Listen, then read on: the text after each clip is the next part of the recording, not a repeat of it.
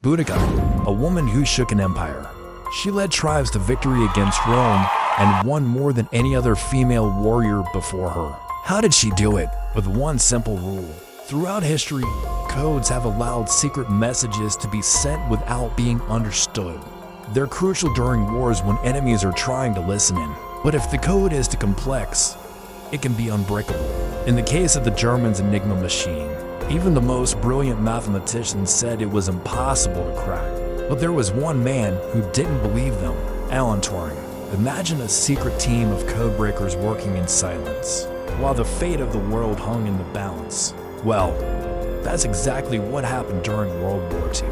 A group of people working behind the scenes made a discovery that not only shortened the war, but also laid the foundation for modern computers. Today we look at how they did it and how their discoveries changed the course of history. The Germans used Enigma, a machine that could generate billions of combinations. To most, it was unbreakable. But Turing wasn't like most people. He saw a way in. First, he needed to know how Enigma worked. That meant getting close enough to see its inner workings. But the Germans had taken great lengths to keep it safe. Every piece of information was valuable. It took months for Turing to get his hands on one. But once he did, he realized he had something special. This machine was going to change the world forever. First, though, he needed to figure out how it worked. There were three main parts to Enigma. First, there was the keyboard. When a letter was pressed, it lit up. Then there was the plug board, which contained letters that were randomly swapped. Finally, there was the rotor, a set of wheels that would spin when a key was pressed, changing the pattern every time. To send a message, a military officer would type out their letters. The plug board would rearrange them, then the wheels would encrypt the message. This made Enigma one of the most secure communication devices of its time, and the German military believed it was unbreakable. But Turing saw a way in. After studying the Enigma machine, he knew how it worked. But that didn't mean he could break it. He needed to test billions of possibilities. The first problem was time. If each possibility took hours to check, Enigma would be safe for now. The second problem was manpower. Even if each possibility took seconds, it would take years to check them all. Both problems seemed insurmountable, but Turing was just getting started. He built a machine called the bomb. It looked like a giant clock with dials and lights, but instead of measuring time, it measured possibilities. It could test thousands in seconds. All Turing had to do was set the starting point. Once the test began, the bomb would go through every possibility until it found the right answer. When it did, a light would flash. Turing and his team could then decode the message. Suddenly, the impossible became possible. Before long, the British government had a whole room full of bombs running day and night.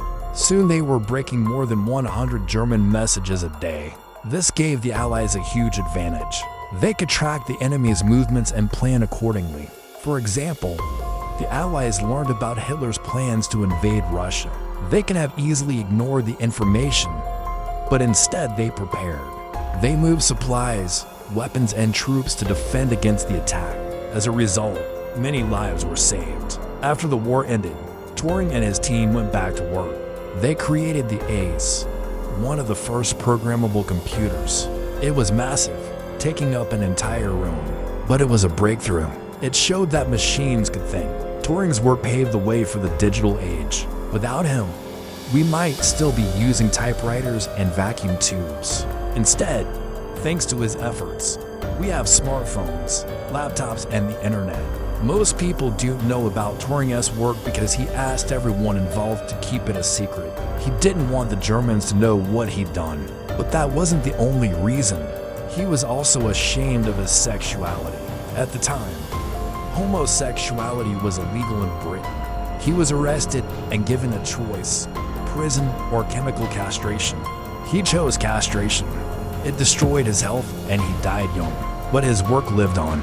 Historians say their work may have shortened the war by 2 years, saving millions of lives. And beyond the war, Turing's methods planted the seeds for today's digital age. So next time you use a computer, remember Alan Turing, the man who made it possible. It might seem hard to believe, but there are still parts of history that most people don't know. One example is the story of Mary, Queen of Scots.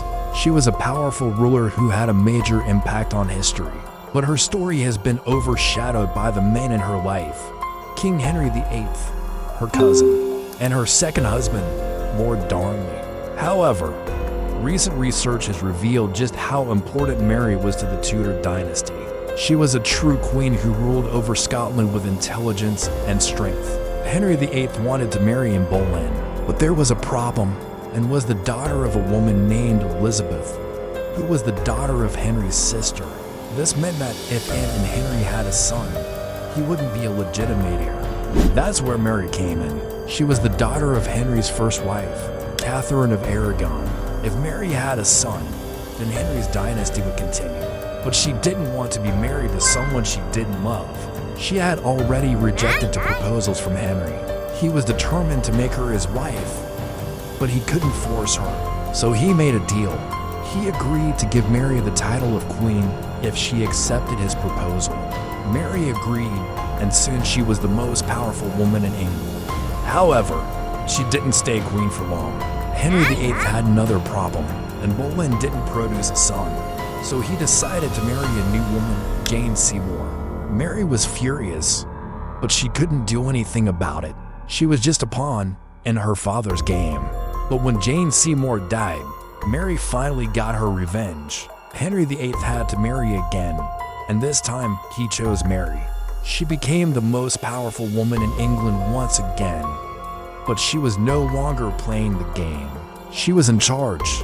During Mary's reign, England became a Protestant country. She broke away from the Roman Catholic Church and established her own church. She also made many enemies, both at home and abroad. Her cousin, Queen Elizabeth I of England, was one of her biggest rivals. Mary tried to take Elizabeth's throne, but failed. She was forced to abdicate and live out the rest of her days in prison. But Mary's legacy lived on. Her daughter, Queen Elizabeth I, went on to become one of England's most famous monarchs. Mary's decision to break from the Roman Catholic Church also had a lasting impact. England remained a Protestant country for centuries, and Mary's courage in the face of adversity continues to inspire people today. Mary, Queen of Scots, was a true leader who helped shape the course of history.